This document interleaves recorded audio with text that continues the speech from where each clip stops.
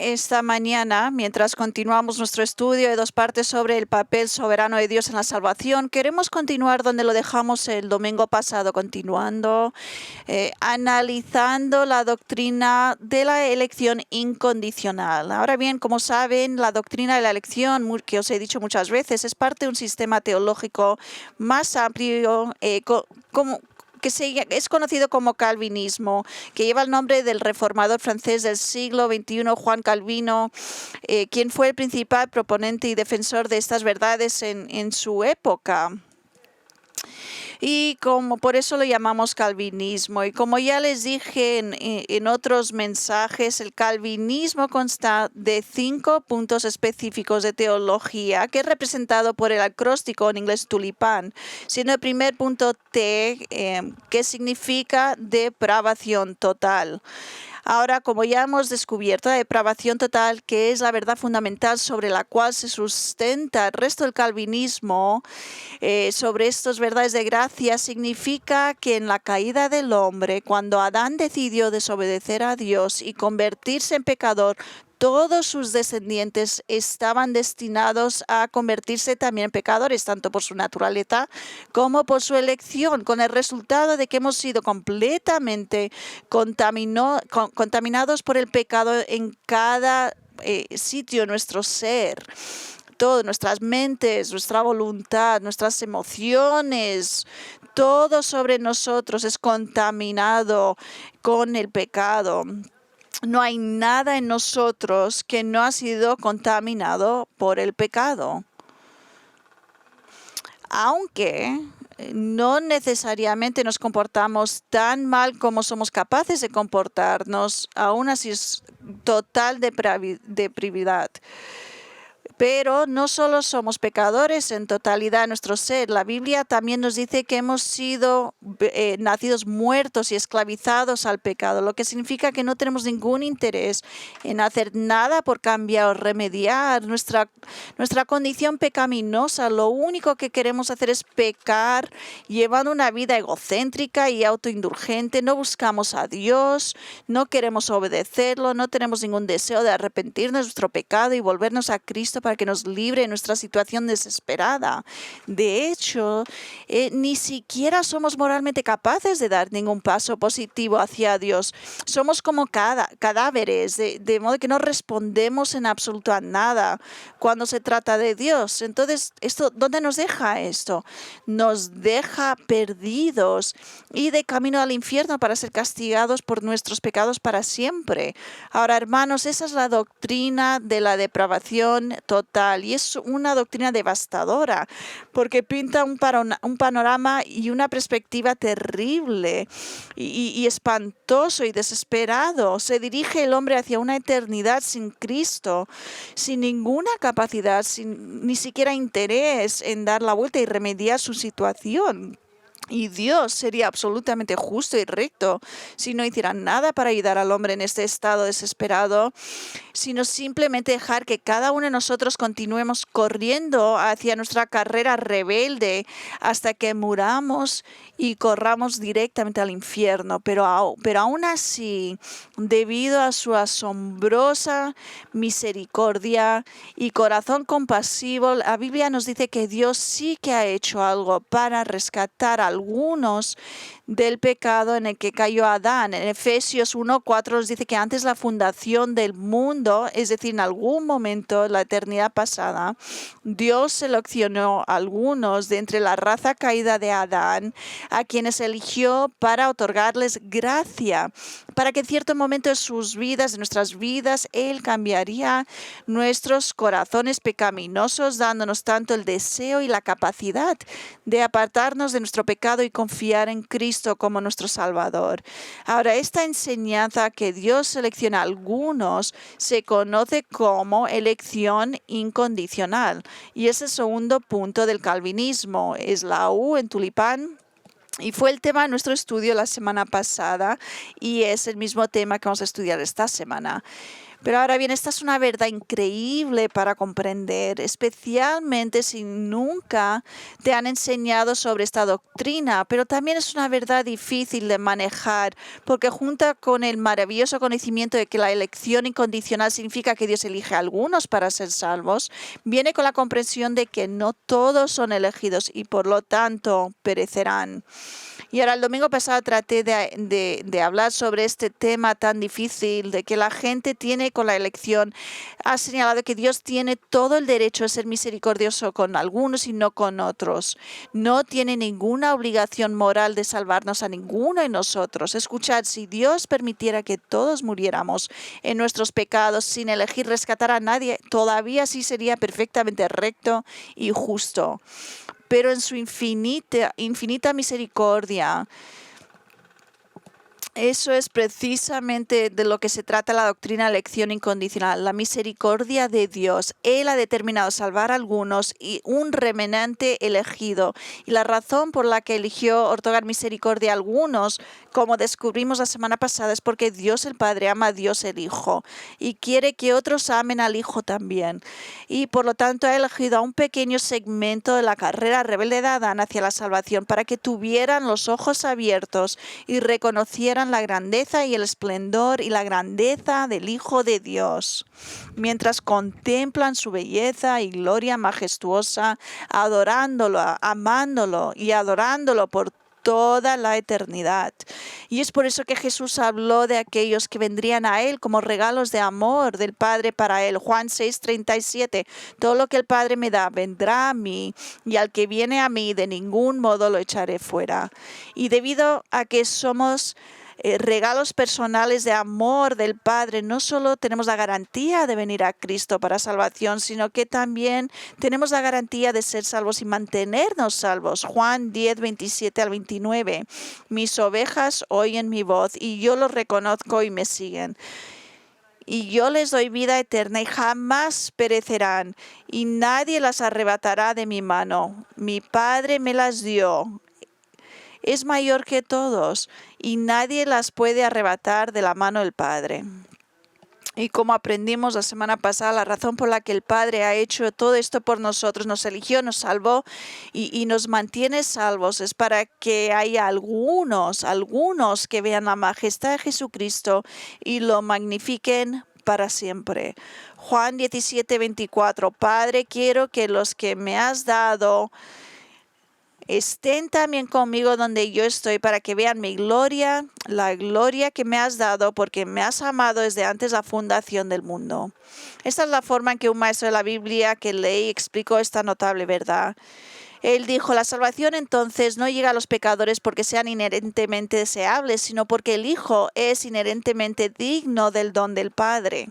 Después de todo, el propósito de la redención es que el Hijo pueda ser exaltado eternamente por los redimidos. No es para el honor del pecador, sino para el honor del Hijo. Y en respuesta al amor del Padre, el Hijo acepta con entusiasmo a aquellos que son atraídos eternamente porque son un regalo del Padre a quien ama.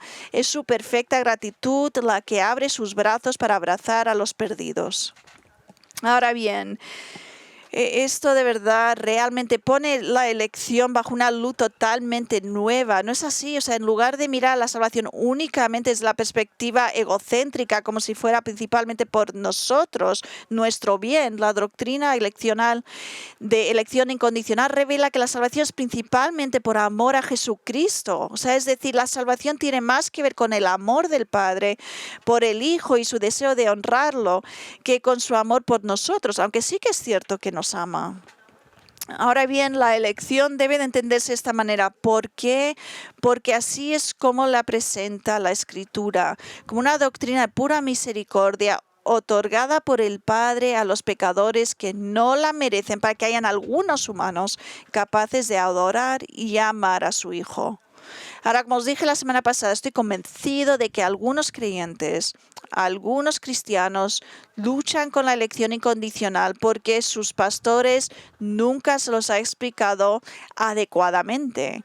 De hecho, algunos ni siquiera han escuchado a sus pastores predicar sobre la elección porque es un tema tan controvertido y no quieren provocar problemas en sus congregaciones. De hecho, sé de un pastor que se sentía de esa manera exactamente y creía en la elección, pero él admitió que nunca predicaría sobre esta doctrina a su pueblo, a su gente, porque había tantas contradicciones y que él nunca lo haría. Y para los pastores que harían tal cosa como ocultar la verdad de la elección a su pueblo, Charles Spurgeon tuvo estas palabras muy fuertes. Él dijo: algunos de ustedes nunca han predicado sobre la elección desde que fueron ordenados. Estas cosas, dice, son ofensivas. Por eso preferiríais ofender a Dios que ofender al hombre. Pero usted responde: estas cosas no serán prácticas. Creo que el clímax de toda blasfemia del hombre se centra en esa expresión. Dime que Dios puso algo en la Biblia que yo no debo predicar. Estás criticando a mi Dios, pero dices será peligroso. ¿Qué? ¿La verdad de Dios es peligrosa? No me gustaría estar en tu lugar cuando tengas que enfrentarte a tu hacedor en el día del juicio después de una declaración como esa. O sea que si hay cualquier pastor aquí visitando que no está enseñando su congregación, escuchar estas palabras, pero escuchar incluso cuando la elección se presenta bíblicamente, todavía hay algunos que se oponen a ella y tienen problemas con ella porque plantea todo tipo de preguntas en sus mentes. Y yo lo entiendo esto. Y como os dije la semana pasada, nuestro enfoque en este breve estudio, porque son 2 partes, sobre el tema de la elección incondicional, es hacer 4 preguntas diseñadas para darnos no solo una mejor comprensión de esta doctrina, sino también para ayudar a abordar los problemas que algunas personas tienen con la elección. Y hay 2 preguntas que ya contestamos el domingo pasado. ¿Cuál es el significado del término elección incondicional? Y 2, ¿enseña realmente la Biblia la elección incondicional? Ahora estamos listos para hacer la tercera pregunta, que es ¿cómo respondemos a algunas de las objeciones a la elección incondicional? Aquellos cristianos que rechazan esta doctrina han planteado una serie de objeciones con esta enseñanza a lo largo de los años, y esta mañana quiero abordar 3 de las más significativas de estas objeciones.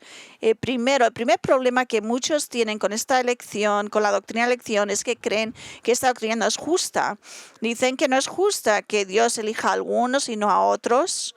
Ahora me doy cuenta de que ya hemos hablado de esto la semana pasada, esta objeción, hasta cierto grado, demostrando que la elección es puramente una doctrina de misericordia dada a los pecadores que no se lo merecen. Y no es una doctrina que enfatiza la justicia o equidad.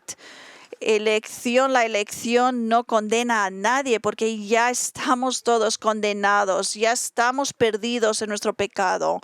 La elección solo habla de la misericordia de Dios. O sea, si estás buscando una doctrina en la Biblia que habla de justicia de Dios, no está. No lo busquéis en la doctrina de la elección porque no lo vais a encontrar ahí. Si queréis justicia para todos, entonces reconocer que cada uno de nosotros deberíamos estar hoy en el infierno, porque eso sería justo por parte de Dios. Nos lo merecemos, pero eso no es lo que ha hecho, sino que a través de su corazón compasivo ha decidido ser misericordioso con algunos. Y hoy quiero llevar esta objeción a un paso más allá, porque si en la raíz de esta objeción a la elección hay una acusación contra Dios mismo. Es lo que hay, la verdad, la acusación de que no es correcto de Él elegir a una persona y no a otra. No es eso lo que realmente molesta a muchos acerca de la elección. ¿Por qué Dios elige a un hombre, una mujer para ser salvo y rechaza a otro? O sea, es decir, ¿por qué Dios elige a algunos y no a otros? Entonces, ¿cómo respondemos a una objeción como esta? Pues francamente no tenemos que responder a esto porque el apóstol Pablo ya lo ha hecho por nosotros. Vamos a mirar nuestras Biblias en Romanos 9. Romanos 9. En los primeros versículos de Romanos 9, Pablo busca establecer la verdad de que Dios no ha sido injusto en sus tratos con la nación de Israel. ¿Por qué? Porque les ha hecho ciertas promesas de salvación y Él cumplirá. Él cumplirá con esas promesas. Él ha hecho ciertas promesas de salvación y las cumplirá. Ahora, la razón por la que Pablo tiene que tratar con este tema relacionado con la integridad de Dios hacia Israel es porque la iglesia primitiva que estaba en especial en Roma estaba llenándose cada día más y más de gentiles, mientras al mismo tiempo la mayoría del pueblo judío de ese día estaban rechazando a Cristo, su propio Mesías, y por eso los cristianos de Roma se preguntaban, y Pablo sabía, y ellos preguntan, ¿qué pasa con las promesas de Dios de salvar a Israel? Si tantos judíos rechazan su propio Mesías, entonces ¿cómo va a cumplir Dios su palabra para salvar a Israel? Y Él ha prometido hacerlo. Y si Él no cumple su palabra para Israel, entonces ¿cómo podemos confiar en que Él cumplirá su palabra con nosotros, la iglesia? Entonces Pablo responde a esta preocupación sobre la integridad y justicia de Dios para guardar su palabra, haciendo una declaración profundamente audaz en el verso 6, en Romanos 9:6. Dice, pero no es que la palabra de Dios haya fallado, porque no todos los descendientes de Israel son Israel. Ahora, lo que el apóstol quiere decir con esto es que la palabra de Dios no ha fallado, ni fallará, porque todo Israel ciertamente será salvo. Pero es necesario entender que no todos los hijos físicos de Abraham son considerados por Dios ser Israel. Entonces la pregunta es, bueno, ¿quién constituye entonces el verdadero Israel? ¿Quién es el verdadero Israel que Dios ha prometido salvar? Y la respuesta de Pablo es notar esto: aquellos individuos a quienes Dios ha elegido soberanamente de entre los descendientes físicos de Abraham. Ese es el verdadero Israel. Y entonces lo que hace el apóstol a partir de este punto en Romanos 9 es que procede a mostrar que desde el principio de toda la historia de Israel, Dios estableció la nación escogiendo a algunos soberanamente, bendecir a algunos y a otros no bendecir. Entonces leemos en Romanos 9, del 7 al 9. Ni son todos hijos por ser descendientes de Abraham, sino que por Isaac serán llamada tu descendencia. Esto es, no son los hijos de la carne los que son hijos de Dios, sino que los hijos de la promesa son considerados como descendientes, porque esta es una palabra de promesa. Por este tiempo volveré y Sara tendrá un hijo. Todo lo que estos versículos están diciendo es simplemente dicen que Dios eligió a Isaac sobre Ismael. Dios eligió a Isaac sobre Ismael. Los dos eran hijos de Abraham, pero en su soberanía Dios eligió a uno, Isaac, hijo de Sara, sobre su hijo Ismael. Entonces en los siguientes versículos Pablo recuerda que Dios también eligió a Jacob sobre Esaú, del 10 al 11, y no solo esto, sino que también Rebeca, cuando concibió mellizos de uno, nuestro padre Isaac, porque cuando aún los mellizos no habían nacido y no habían hecho nada ni bueno ni malo, para que el propósito de Dios, conforme a su elección, permaneciera no por obras, sino por aquel que llama. Entender aquí que lo que Pablo está planteando aquí es que a lo largo de su historia, Dios ha definido al verdadero Israel como un elegido remanente de judíos que han sido escogidos solamente y únicamente sobre la base de la selección divina y no sobre la base de la ascendencia física. Verá, negar la doctrina de la elección es entonces negar la historia de Israel. Pero con una profunda visión en el corazón humano, Pablo sabía que aún habrían algunos que se opondrían a la elección basándose en que pensaban que era injusto por parte de Dios hacer tal cosa. Y por eso Pablo escribe estas palabras en el 14. ¿Qué diremos entonces? ¿Que hay injusticia en Dios? De ningún modo. Pablo simplemente descarta este pensamiento de injusticia por parte de Dios como absurdo e impensable. ¿Cómo podría un Dios perfectamente santo ser injusto? Justo e injusto es imposible, el salmista declaró. En el Señor es recto y no tiene en él ninguna injusticia. Que nunca sea, dice Pablo. Y Pablo no lo deja aquí porque él sabía que algunos todavía tendrían problemas con la doctrina de la elección y procede a llegar al verdadero corazón de la elección, de lo que aquí tenía las preocupaciones que tenían las personas en 15. Cuando Moisés allá en el libro de Éxodo, aquí es de lo que está hablando en Romanos 9:15, porque él dice a Moisés, tendré misericordia del que yo tenga misericordia y tendré compasión del que yo tenga compasión. Ahora, ¿por qué Dios le dijo esto a Moisés y por qué Pablo lo está mencionando aquí en Romanos, si pasó hacía muchos años atrás? Estas palabras fueron dichas a Moisés poco después de que los hijos de Israel hubieran participado en la adoración idólatra de un becerro de oro. Y como resultado de su pecado, leemos en Éxodo 32:28 que cayó el juicio y 3,000 personas en aquellos días fueron asesinadas. Pero tras esta severa manifestación de su ira, el Señor reveló a Moisés que Moisés, había encontrado favor ante sus ojos, y Moisés le pidió que se lo demostrara, mostrándole su gloria. Y en este contexto, demostrándole su gloria, mientras Dios le está mostrando esto a Moisés, que le dice esto: tendré misericordia de quien tenga misericordia y tendré compasión de quien tenga compasión. O sea, es decir, si bien todo Israel merecía morir por su pecado, Moisés, quiero que sepas que soy un Dios compasivo que soberanamente otorga misericordia a quien yo decido otorgarle misericordia. Verá, lo que Dios le está diciendo a Moisés es que aunque toda la nación merecía su juicio, él misericordiosamente, porque toda la nación se merecía morir, pero aún así con su misericordia decidió perdonar a todos, excepto a 3,000 personas. Demostró misericordia a algunos y no a otros.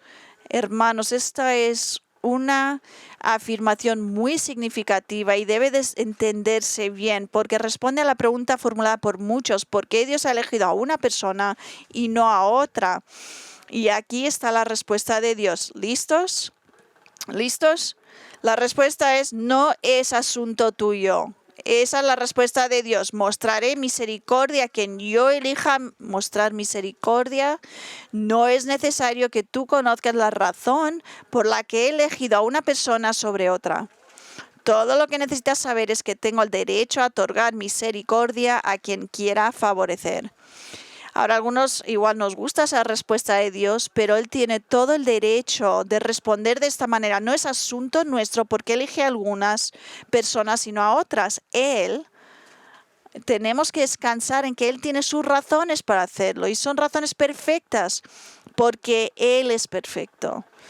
Pero Él no nos ha revelado esas razones porque, como vimos la semana pasada en Deuteronomio 29:29, dice: las cosas secretas pertenecen al Señor.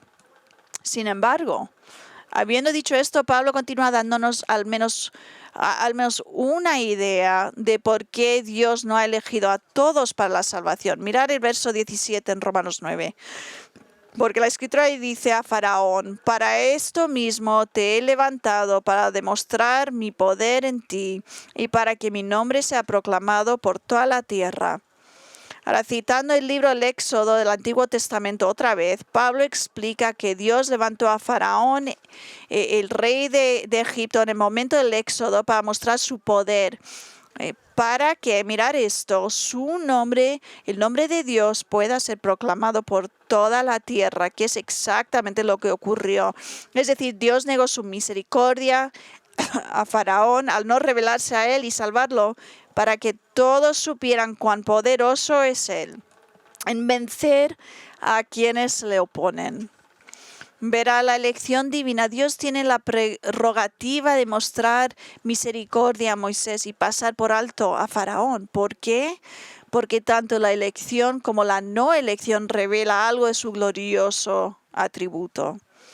Ahora así es como Pablo responde a aquellos que se oponen a la elección basándose en que no parece correcto que Dios elija a una y pase por alto a otro, pero sí que es correcto que Dios lo haga porque lo que el Señor hace es correcto, todo lo que hace, ya que Él es el quien establece lo que está bien y lo que está mal, no nosotros, Él.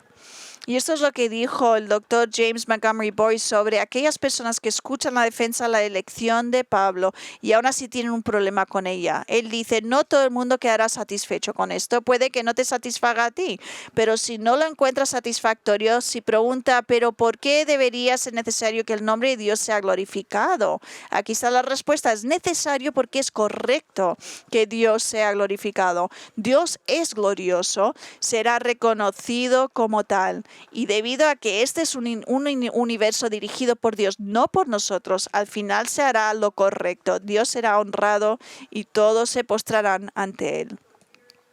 Sí que aquí es como respondemos a la objeción a la elección.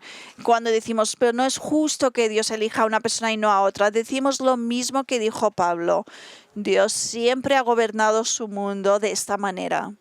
Él estableció la nación de Israel sobre la base de su elección soberana y tiene todo el derecho de decidir con quién será misericordioso y con quién no lo será, aunque Él no ha considerado oportuno revelarnos a nosotros cómo Él toma esas decisiones. Pero sí sabemos que al elegir a algunos y abstener de elegir a otros le trae gloria a Él. Y ahí es donde tenemos que descansar. Él es bueno, es sabio y hará lo que Él quiere hacer. Y ahora la segunda objeción que uno escucha a menudo de la elección y la elección incondicional es que la elección contradice la declaración de la Biblia que dice que Dios no quiere que ninguno perezca, sino que todos procedan del arrepentimiento. A lo mejor has escuchado esto antes. Entonces, ¿qué hacemos con esta objeción? Lo que hacemos es entender exactamente estas palabras y lo que querían decir, y al hacerlo descubrimos que no hay ninguna contradicción entre lo que se dice aquí y la elección. De hecho, valida, afirma, da fuerza a la doctrina de la elección. El versículo que contiene esta frase se encuentra en 2 Pedro 3, capítulo 9.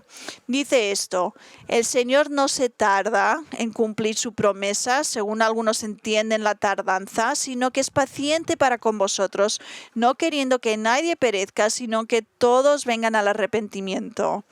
Ahora, el contexto de este versículo es que Pedro está hablando sobre el reclamo de aquellos que se burlan, que miran a Dios con burla del regreso del Señor. Dicen que Cristo no regresará porque todo en la naturaleza continúa como siempre lo ha hecho, por lo que Él no va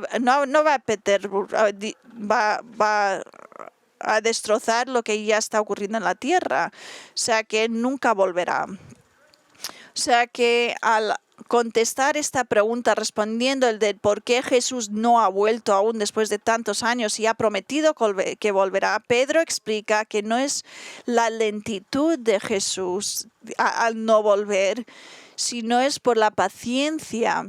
Es la paciencia lo que impide que el Señor regrese. Mira, cuando Cristo regresará no para salvar a personas, sino para ejecutar juicio e ira sobre los incrédulos. Una vez que Él atraviese las nubes y regrese, no habrá otra oportunidad para que nadie se salve. Se acabará. Entonces Pedro revela que la razón por la que Jesús ha esperado todos estos años para regresar es porque Él está pacientemente esperando que se salven los que se tienen que salvar, porque Él no desea que nadie perezca, sino que todos se arrepientan. Entonces la pregunta que debemos hacernos es la siguiente: ¿está diciendo Pedro, el apóstol Pedro, diciendo que Dios no está dispuesto a que ningún ser humano perezca? ¿Para que ningún individuo perezca jamás se vaya al infierno? ¿Es lo que está diciendo Pedro? No puede ser, eso no puede ser lo que nos está diciendo, porque en su carta sí que está diciendo que es la voluntad de Dios que algunas personas perezcan. Por ejemplo, leemos en 2 Pedro 2:1, pero se levantaron falsos profetas entre el pueblo en el Antiguo Testamento, así como habrá también falsos maestros entre vosotros, los cuales encubiertamente introducirán herejías destructoras, negando incluso al Señor que los compró, trayendo sobre sí una destrucción repentina. Y Pedro está diciendo aquí que los falsos maestros que rechazaron a Cristo perecerán con rápida destrucción. Y otra vez, en capítulo 3:7 leemos esto, pero se levantaron falsos profetas entre el pueblo, así como habrá también falsos maestros, y vendrán para destruir el Señor a los injustos. O sea, el mismo contexto de decir que Dios no quiere que nadie perezca, Pedro dice que hay gente impía que va a perecer. O sea que está muy claro que algunas personas han perecido y otras van a perecer. Y esa es la voluntad de Dios. Ahora, la Escritura también dice que Dios no se deleita en la muerte de nadie. Dice eso en Ezequiel 18. Dice que no complace en la muerte de los impios. Pero aún así, algunas personas van a perecer porque Dios es santo. Él es justo y su santidad y justicia exigen que Él castigue el pecado. Pero sin embargo, esto no es lo que Pedro se refiere cuando dice que Dios no quiere que ninguno perezca, sino que todos procedan al arrepentimiento. Quiero que miréis cuidadosamente este versículo, miradlo otra vez y notar que lo que Pedro en realidad está diciendo es que Dios dirige su paciencia no hacia todos en general, sino hacia un grupo específico de personas. Él dice, pero es paciente hacia ustedes, y los ustedes con quienes él está hablando son cristianos, los que estaban leyendo su carta, la iglesia, el pueblo del Señor, la gente a la que él estaba escribiendo. O sea que la razón por la que Cristo aún no ha regresado para juzgar a los pecadores es porque Dios está siendo paciente con aquellos que ha elegido para ser salvos, los elegidos, para que ellos, los elegidos, se arrepientan y no perezcan. Verán, lo que este versículo en realidad está afirmando es que todos los elegidos serán salvos, porque Dios está reteniendo pacientemente su juicio, esperando que todos los que Él ha elegido se arrepientan y sean salvos. Escucha, si Cristo hubiera regresado hace apenas unos años, hace pocos años, algunos de ustedes habrían sido perdidos para siempre porque no eran salvos, no estabais preparados para enfrentar a Dios. Pero Él no regresó. ¿Por qué? Porque es paciente, porque está esperando pacientemente hasta que todos sus elegidos vengan a Él para salvación. Eso es lo que está enseñando este versículo. Afirma la elección, no lo contradice. O sea, la tercera objeción que vamos a estudiar, que oímos muchas veces, tiene que ver con evangelismo, y sé que hemos hablado un poco sobre esto, pero vamos a estudiarlo un poco más. La objeción dice algo así: si yo creyera, como ustedes, los calvinistas, creen que solo los elegidos serán salvos, entonces no evangelizaré. Después de todo, si Dios va a salvar a los elegidos, entonces realmente no importa si yo soy testigo o no, porque todos los elegidos van a ser salvos de todos modos. ¿Cómo debemos responder a esta objeción? Sí que es cierto, es verdad que al final los elegidos serán salvos, eso es verdad, Pedro nos lo acaba de decir, pero la verdad sobre la elección sofoca nuestra testificación. No debería, al contrario, las elecciones deberían animarnos a dar testimonio, porque no solo Dios ha ordenado que todos los elegidos vengan a la fe en Cristo, sino que, mirar esto, también ha ordenado la manera en que los trae a Cristo y cómo salva a su gente. Y esa manera en que vienen a Cristo es mediante la proclamación del Evangelio a través de personas como tú y yo. Pablo afirma en 1 Corintios 1:21, porque ya que la sabiduría de Dios, el mundo no conoció a Dios por medio de su propia sabiduría. Por la filosofía la gente nunca vendrá a conocer a Dios. Jamás sabrán quién es Dios y conocerlo a través de filosofía. Pero Dios, por medio de su propia sabiduría, agradó a Dios mediante la necedad de la predicación salvar a los que creen. O sea, es decir, el mundo lo ve como necio, pero es a través del evangelismo que gente cree en Dios. ¿Ves? Nadie jamás ha creído en la elección con más pasión que el apóstol Pablo. No hay ningún argumento más fuerte o capítulo más fuerte en la Biblia sobre la elección que en Romanos 9. Pero sin embargo, observe lo que Pablo dice acerca de la evangelización en el siguiente capítulo, en el capítulo 10 en el verso 13. Porque todo aquel que invoque el nombre del Señor será salvo.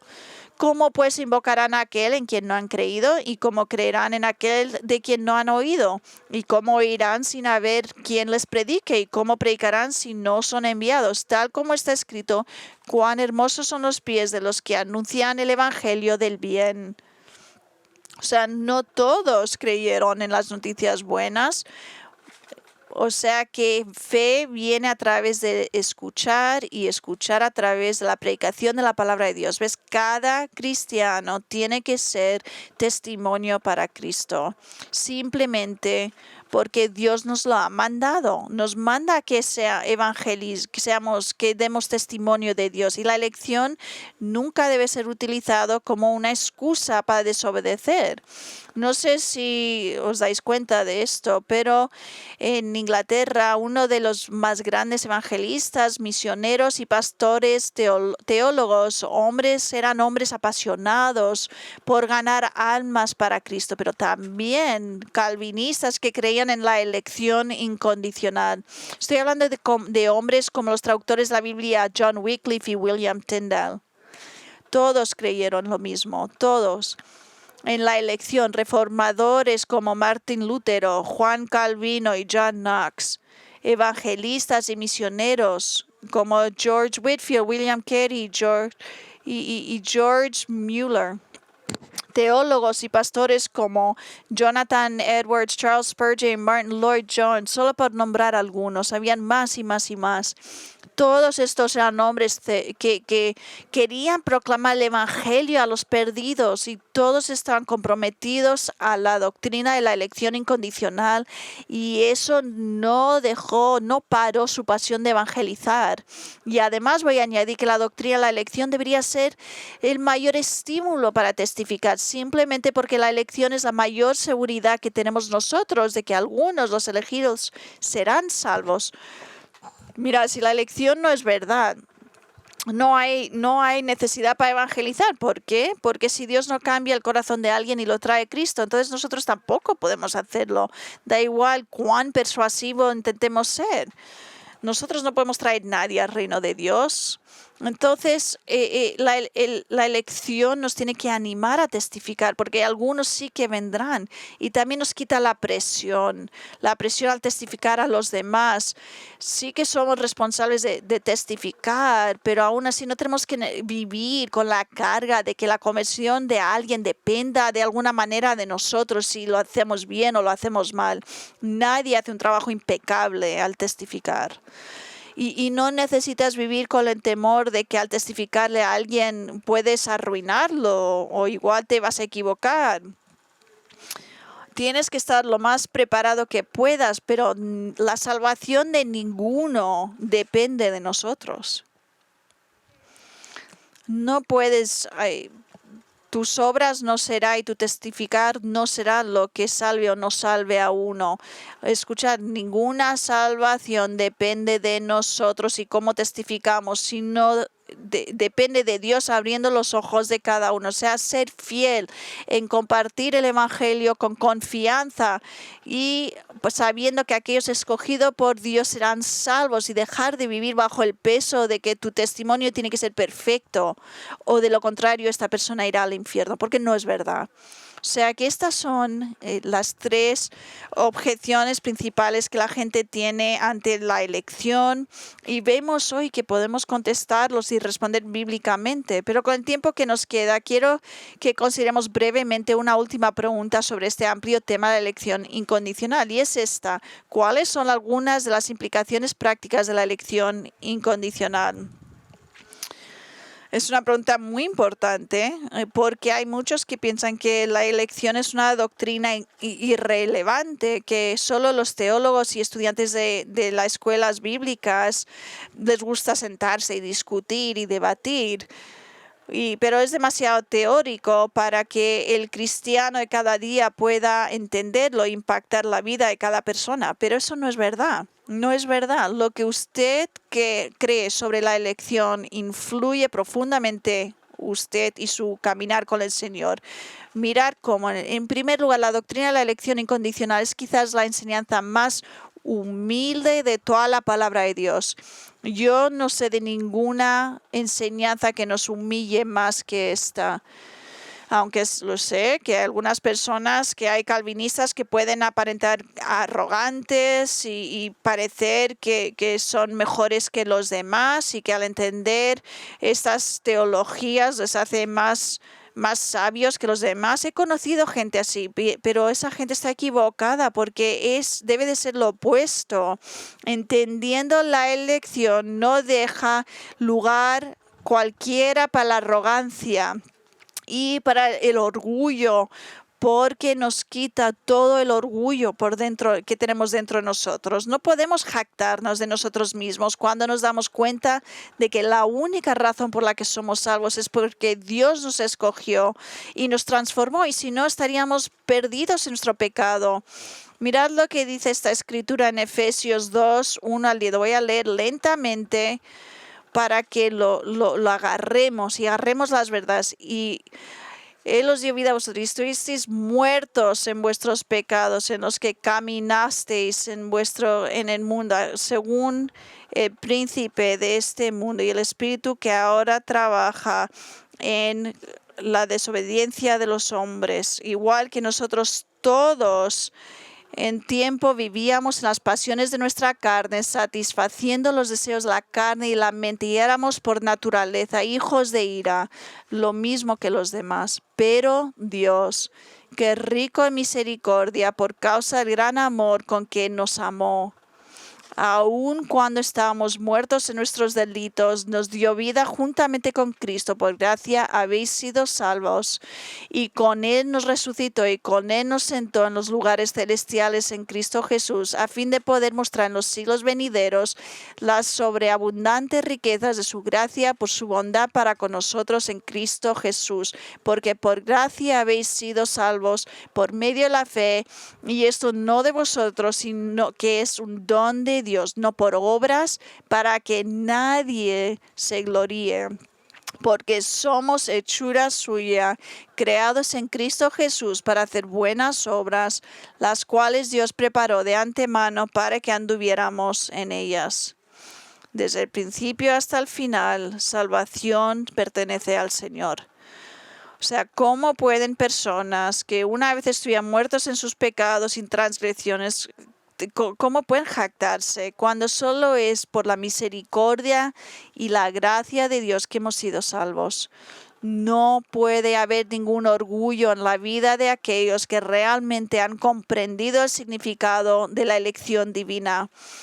No hay nada como esta doctrina para humillarnos y darnos cuenta de que no debe haber orgullo. Y en segundo lugar, en términos de cómo nos afecta esta doctrina, no hay nada como la doctrina de la elección incondicional como para profundizar nuestra adoración, nuestro amor y gratitud hacia Cristo. Notar lo que dice Pablo en Efesios 1, 4 al 6. Según nos escogió en Él antes de la fundación del mundo, para que fuéramos santos y sin mancha delante de Él. En amor nos predestinó para adopción como hijos para sí, mediante Jesucristo, conforme al beneplácito de su voluntad, para alabanza de la gloria de su gracia, que gratuitamente ha impartido sobre nosotros en el amado. Todo lo de la elección nos lleva a alabar a Dios por su gracia y su gloria en salvar a alguien que en su momento estuvo muerto en su pecado. Finalmente, es la doctrina de la elección que realmente nos ayuda a ver cuánto nos ama Dios Ahora entiendo que Dios principalmente ha revelado su amor por nosotros en la cruz. Eso es lo que escribe Pablo en Romanos 5. Pero sin embargo es la doctrina de la elección incondicional la que nos ayuda a ver el amor personal de Dios íntimo por nosotros de una manera que quizás nunca hayamos apreciado. Una vez más acudimos a nuestro amigo Charles Spurgeon para decirnos cómo la elección declara el amor de Dios por nosotros. Lo que él tiene que decir son palabras maravillosas. Spurgeon era un maestro del idioma inglés y mirad lo que dijo.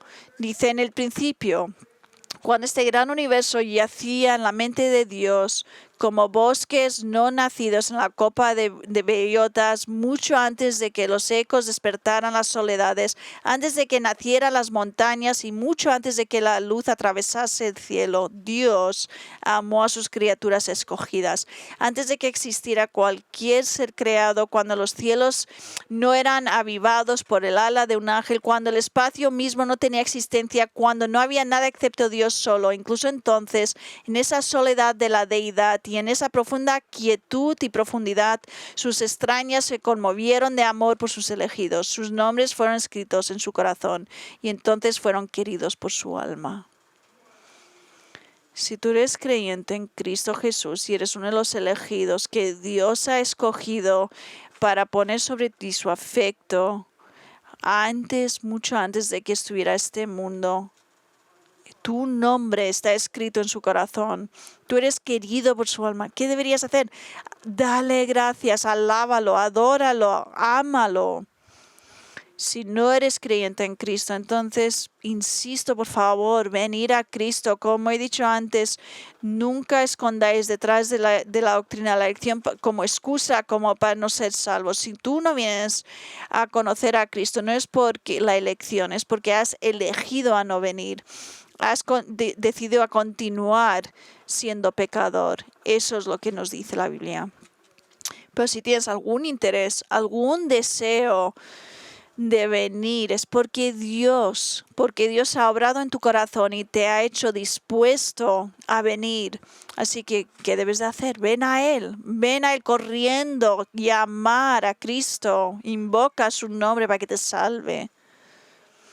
Es la única esperanza que tienes, no hay ninguna otra esperanza. Venir a Él, arrepentiros de vuestros pecados, confiar en Cristo. Y si quieres hablar con uno de nuestros pastores sobre esto, algunos de nosotros estaremos aquí delante y nos encantaría hablar contigo. Vamos a orar. Nuestro Padre, te damos gracias por esta doctrina tan maravillosa, Señor. Sí que nos humilla, no nos merecemos tu misericordia, no tenemos nada en que jactarnos, Señor. Nosotros no somos tan listos como para entenderlo y venir a ti solo, sin ti, Señor. La verdad es que sin ti no tendríamos el deseo, pero tú nos has elegido, nos has cambiado. Has cambiado nuestro corazón, nos has dado la fe que necesitamos para venir a ti, Señor, y tú nos mantienes salvos. Y oramos por cualquiera aquí que nunca ha confiado en Cristo, Señor, y cualquiera que esté escuchando hoy, que tú les traigas a ti, Señor, que vengan, que tú obres en sus corazones, Señor, que sean salvos, que no se escondan detrás de la doctrina de la elección, sino que se den cuenta que están perdidos sin ti. Su única esperanza eres tú, Señor. Y oramos también por los que sí que te conocemos.